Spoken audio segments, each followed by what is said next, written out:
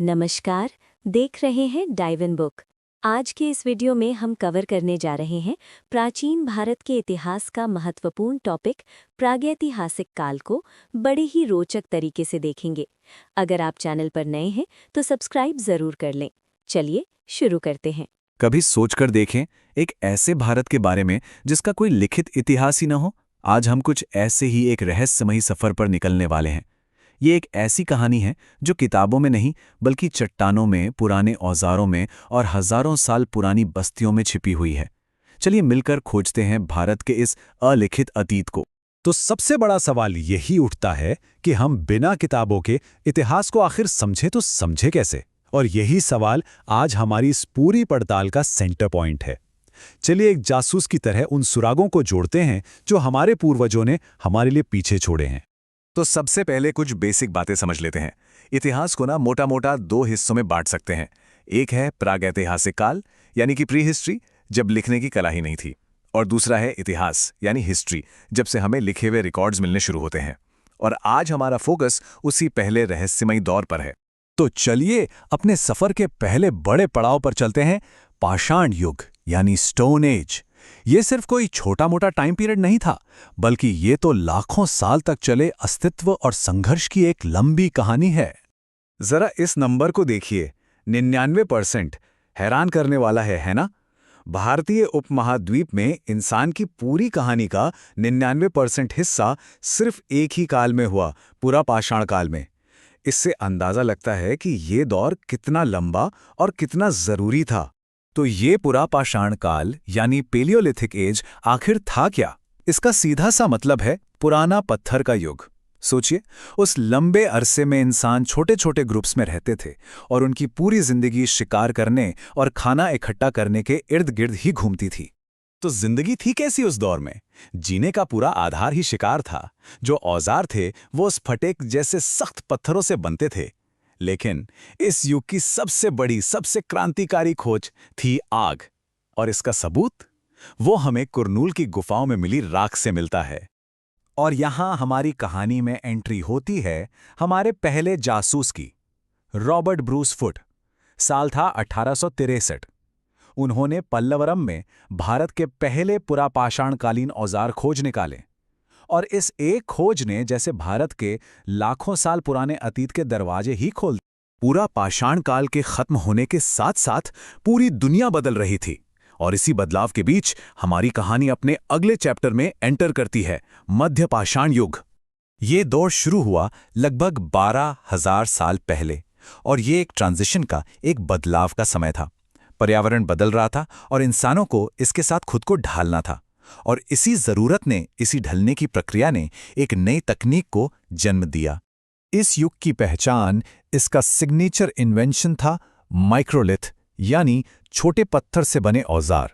ये उस समय की टेक्नोलॉजी में एक बहुत बड़ी छलांग थी। तो ये माइक्रोलिथ थे क्या? ये असल में काफी छोटे और बहुत तेज धार वाले पत्थर के टूल्स थे। इन्हें लकड़ी या हड्डी के हैंडल में फिट करके दरांती और आरी जैसे ज्यादा कॉम्प्लेक्स हथियार बनाए जाते थे। और इनकी खोज का क्रेडिट जाता है हमारे दूसरे जासूस सीएल कार्लाइल को, जिन्होंने 1867 में ये खोज की। और अब हम आ गए हैं मानव इतिहास के सबसे बड़े टर्निंग पॉइंट पर, एक ऐसी क्रांति जिसने हमेशा हमेशा के लिए सब कुछ बदल के रख दिया। चलिए नवपाषाण युग यानी नियोलिथिक एज में चलते हैं। ये कोई मामूली बदलाव नहीं था, ये एक पूरी क्रांति थी। पहली बार इंसानों ने खेती करना सीखा, जानवरों को पालतू बनाया और एक जगह पर बसना शुरू किया। और फिर हुआ पहिए का आविष्कार। इन्हीं 4 कदमों ने आज की हमारी दुनिया की नींव रखी। और यहाँ एक बहुत ही दिलचस्प फैक्ट है। अंदाजा लगा सकते हैं कि सबसे पहला पालतू जानवर कौन था? कुत्ता। ये दोस्ती वाकई में हजारों साल पुरानी है। तो खेती की शुरुआत हुई गेहूं और जौ से, जिसके सबसे पहले सबूत हमें मेहरगढ़ में मिलते हैं, जो आज के बलूचिस्तान में है। हालांकि इस्तेमाल किया गया सबसे पहला अनाज था चावल, जिसके अवशेष हमें कुलढीवा में मिले। और इसी खेती की वजह से आखिरकार लगभग 8,000 साल पहले मेहरगढ़ में पहली स्थायी बस्ती बनी। एक ऐसा सुराग है जो हमें उन लोगों के दिल और दिमाग में झांकने का मौका देता है। सोचिए, मेहरगढ़ में एक कब्र मिली जिसमें एक इंसान के साथ एक बकरी को भी दफनाया गया था। इसका क्या मतलब हो सकता है? शायद वो लोग मौत के बाद की जिंदगी में विश्वास रखते थे। ये चीज हमें याद दिलाती है कि वो लोग सिर्फ जिंदा नहीं थे, उनकी अपनी एक दुनिया थी, अपनी सोच थी, अपनी मान्यताएं थी।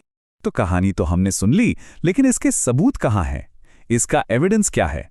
चलिए अब उन्हीं खोजों पर नजर डालते हैं जिन्होंने इस छिपे हुए अतीत को हमारे सामने लाकर रखा। अगर हमें अपने पूर्वजों के मन को, उनकी सोच को समझना है ना, तो सबसे बेहतर तरीका है उनकी कला को देखना। और भारत में इसके लिए सबसे बेहतरीन जगह है भीमबेटका की गुफाएं। मध्य प्रदेश में मौजूद ये सिर्फ गुफाएं नहीं हैं, ये हमारे उपमहाद्वीप में मानव जीवन की पहली गवाह हैं।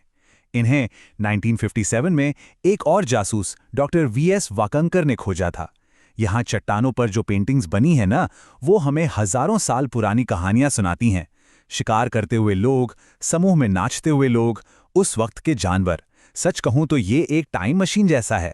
ये टेबल एक बड़ी कमाल की चीज दिखाती है कि नवपाषाण काल में भी भारत कितना विविध था।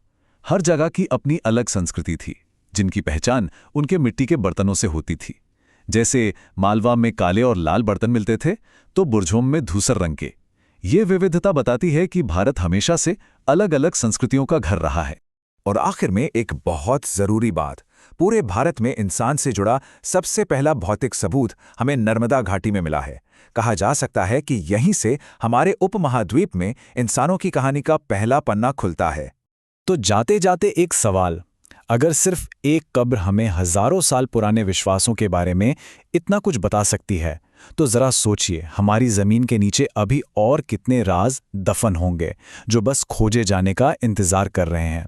इतिहास कभी खत्म नहीं होता, वो तो बस अपनी खोज का इंतजार करता है।